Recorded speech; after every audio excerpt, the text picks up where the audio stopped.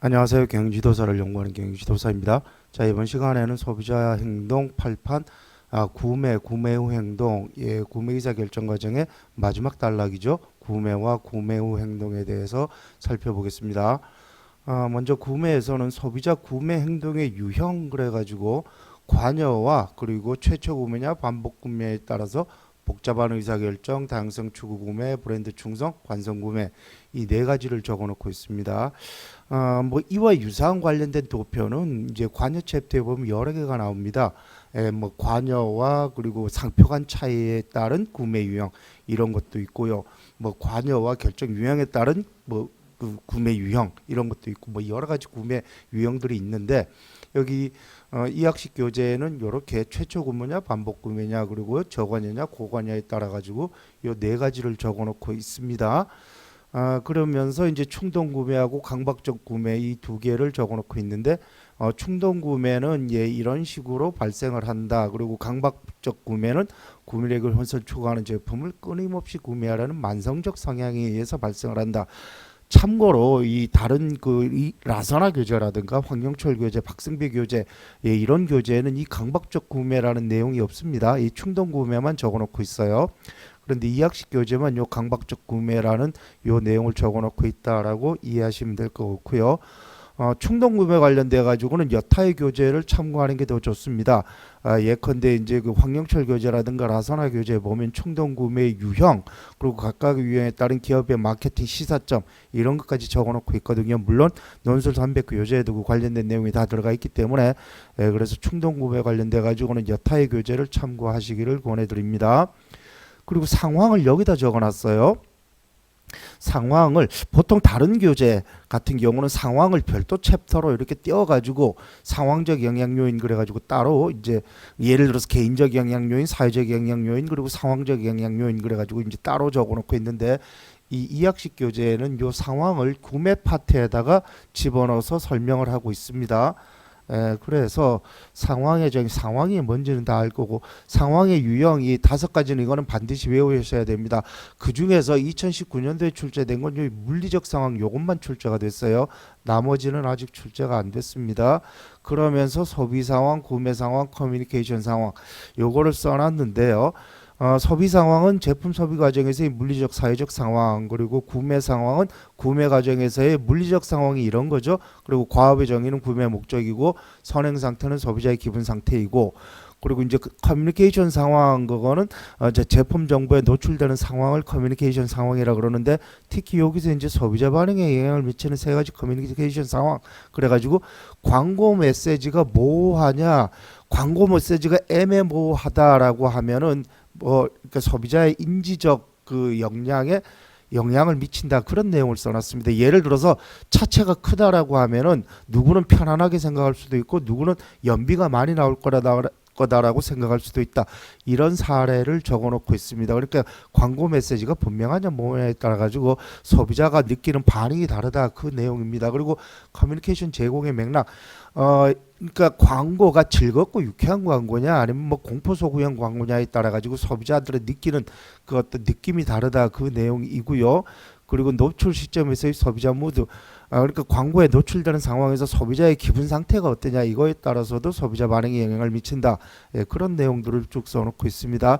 뭐 제가 생각했을 때는 이 이학식 교재에만 쓰여져 있던 내용이긴 하지만 뭐 그닥 중요한 내용은 아닌 것 같고요.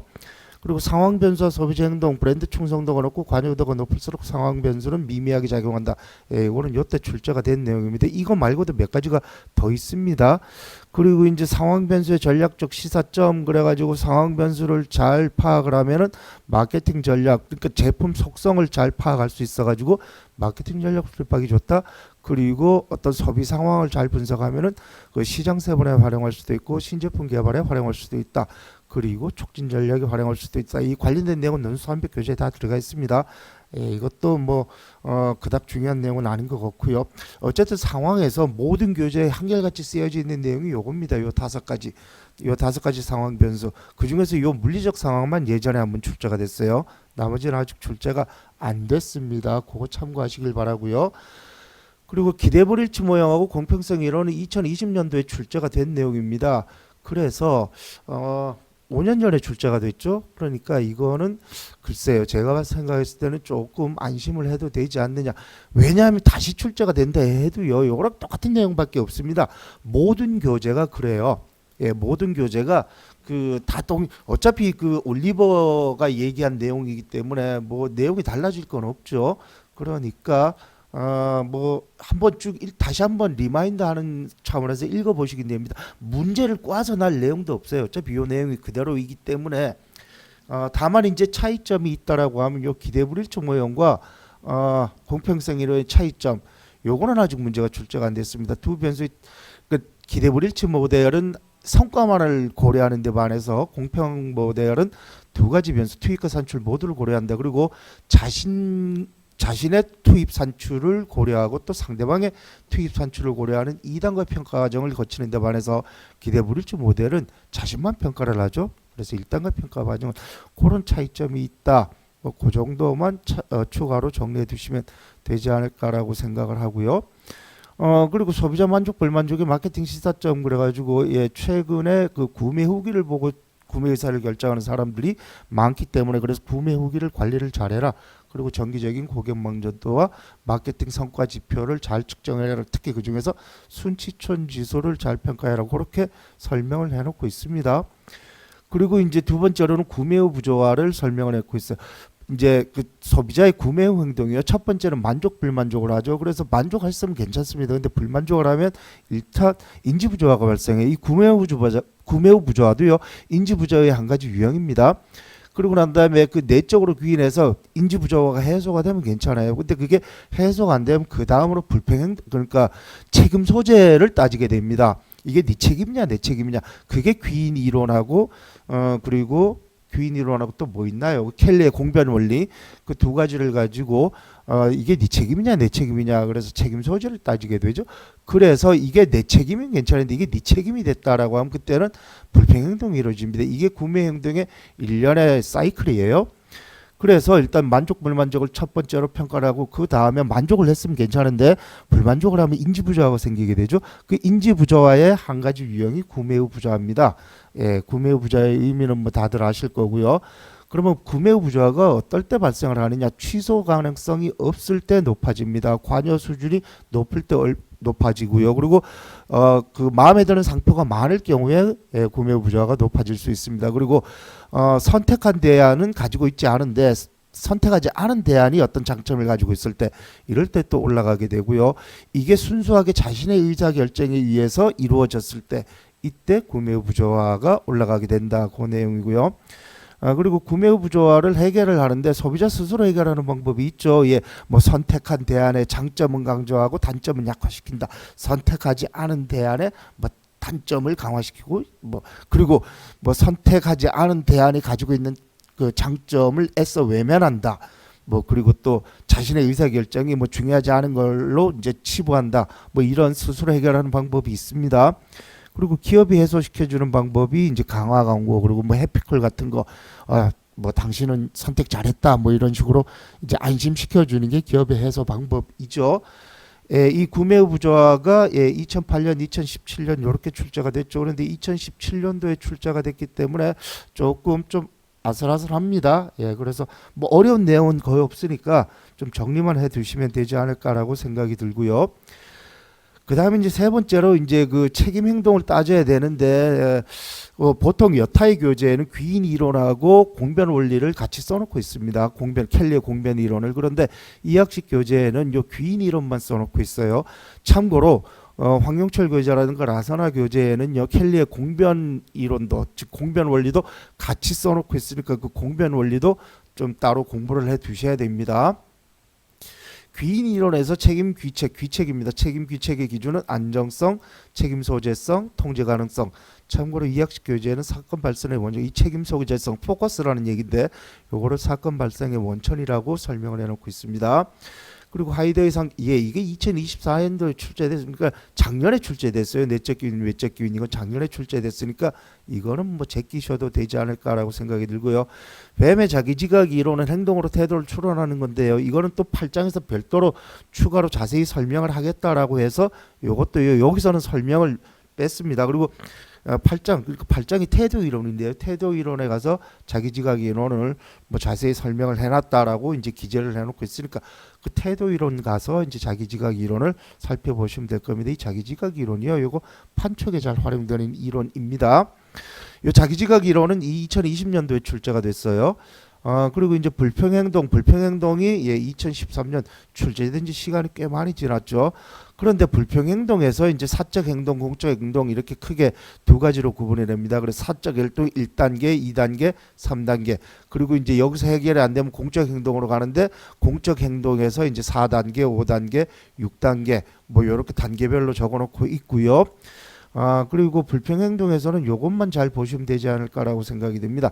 불만족 강도가 높을수록 불평행동 강도도 올라가겠죠. 관여 수준이 높을수록 당연히 강도 수준도 높아질 거고 그 불평을 해소하기 위해서 투입되는 비용과 그로 인해서 얻을 수 있는 이익 즉 혜택을 고려해서 자기가 불평행동의 강도를 정한다 그 내용이고요. 개인의 특성 특히 의견 선도자적 특성이 있는 사람들은 불평행동을 더 강력하게 합니다. 그리고 귀인 성향 통상 내 탓이요 하는 사람들은 불평행동이 많지 않겠죠. 그런데 공격적인 성향이 있는 사람들은 아무래도 외적으로 귀인한 경향이 높을 것이다. 뭐 그런 내용입니다. 그리고 이제 제품 처분 처분의 유형에는 유지하는 게 있고 일시적 처분이 있고 영구적 처분이 있다. 유지하는 거는 뭐 보관을 하거나 새로운 용도로 사용하는 거고 일시적 처분은 임대화돼야 하는 거다. 그리고 영구적 처분은 이런 거다. 그러면서 뭐 수평적 순환 그래가지고 뭐 벼룩시장 차골세일 물물교환 그러면서 그 당근마켓 얘기를 써놓고 있어요. 최근에 당근마켓이 뭐 몇 년 전부터 엄청나게 크게 많이 뭐 하고 있기 때문에 뭐 저는 당근마켓 별로 저도 당근마켓 좀 이용을 하긴 했습니다. 예전에 그 에어컨 쓰지 않는 에어컨 팔 때 그때 당근마켓에 한번 그 처분을 해본 적이 있는데요. 그런데 당근마켓도요 처분을 하니까 그 소비자가 사는 게 아니라 사업자가 사더라고요. 제가 생각했을 때 당근마켓은 사업자들이 많이 이용하는 것 같아요. 물어보니까 하여튼 그랬습니다. 그러니까 결국은 이제 최근에 당근마켓이 많이 유행을 하니까 그래서 이 내용을 써놓은 게 아닌가라는 생각이 듭니다. 그래서 여기서는 뭐 딱히 이거는 작년에 출제가 됐으니까 빼고 한 이 정도만 잘 보면 되지 않을까라고 생각이 들고요. 그리고 이제 생각해볼 문제 그래가지고 이건 이번 챕터에서는 그닥 생각해볼 문제가 없는 것 같아요. 복잡한 의사결정, 브랜드 충성, 관성 이건 뭔지는 다 아시죠? 이게 어떻게 다른지 비교해봐라. 그러니까 이게 이제 관여 수준과 반복 구매 유형에 따라 가지고 이렇게 비교를 해놨거든요. 그러니까 거기에 따라서 뭐 마케팅 시사점을 생각해 보시면 될 것 같고 그리고 충동 구매와 강박적 구매 아까도 말씀드렸지만 이 강박적 구매는 이건 2학식 교재에만 들어가 있는 내용입니다. 여타의 교재는 충동 구매만 써놓고 있어요. 그래서 충동 구매의 유형 유형 네 가지가 있습니다. 그리고 충동 구매가 발생하는 원인 그리고 기업이 충동 구매를 유도할 수 있는 그런 마케팅 전략 이런 것들이 여타 교재에 쓰여져 있거든요. 그거 잘 참고하시면 될 것 같고요. 그리고 점포 내부 환경은 어쩌고 저쩌고 그랬는데 점포 내부 관리 전략 이것도요 2학식 교재에 보면 그 내용이 들어가 있습니다. 보통 우리가 보면 이제 마트에 가면은 그래 그 왜 신선식품을 저 안쪽에 갖다 놓죠. 그래서 어차피 이제 신선식품 살려면 점포를 다 한 바퀴 돌아야 됩니다. 뭐 그런 내용들입니다. 그런 거 뭐 가만히 생각해 보시면 될 것 같고요. 기별적 공평성 이론의 특징 이 두 이론의 차이점이 있죠. 얘는 두 가지를 요소를 고려하는데 얘는 한 가지만 고려한다. 그리고 얘는 2단계로 평가하는데 얘는 1단계만 평가한다. 그거요. 그리고 뭐 기업의 만족을 높이기 위한 기업의 노력 이거는 뻔한 내용이고요. 그리고 구매 후 부조와 이 구매 후 부조 요 개인의 노력 있죠. 뭐 어떤 장점은 강조하고 단점은 약화시킨다 그런 게 개인의 노력이고 그리고 기업의 노력 강화 광고를 한다든가 해피콜을 한다든가 이게 기업의 노력이다라고 2학식 교재에 쓰여져 있습니다. 그래서 이번 챕터에서는 그닥 생각해 볼 문제가 뭐 그닥 중요한 내용은 없는 것으로 보여집니다. 제 생각에. 이렇게 해서 구매와 구매 행동에 대해서 살펴봤고요. 사실 구매 행동에서 가장 중요한 게 올리버의 기대불일치 모델이거든요. 그리고 이제 구매 부조화 이게 가장 중요한 내용인데 그게 최근 출제가 됐습니다. 그래서 가장 중요한 내용들이 출제가 됐기 때문에 그래서 그닥 제가 봤을 때는 뭐 그거 빼면은 그닥 중요한 내용이 없고요. 참고로 여타의 교재에 보면 요 구매 파트에 지각된 위험이라는 게 들어가 있는데 이 학식 교재는 요 지각된 위험을 구매 파트에 넣지 않고 다른 데 넣었어요. 다른 챕터에 넣었어요. 그런데 요 구매 파트에 여기에 지각된 위험이라는 게 출제된 지 10년이 넘었습니다. 그래서 그 지각된 위험이라는 걸 추가로 하나 좀 정리를 해 두시면 좋을 것 같다라는 생각이 듭니다. 예, 이상으로 이번 시간에는 구매와 구매 행동에 대한 이학식 교재 관련 내용을 살펴봤습니다. 시청하시느라고 고생하셨습니다.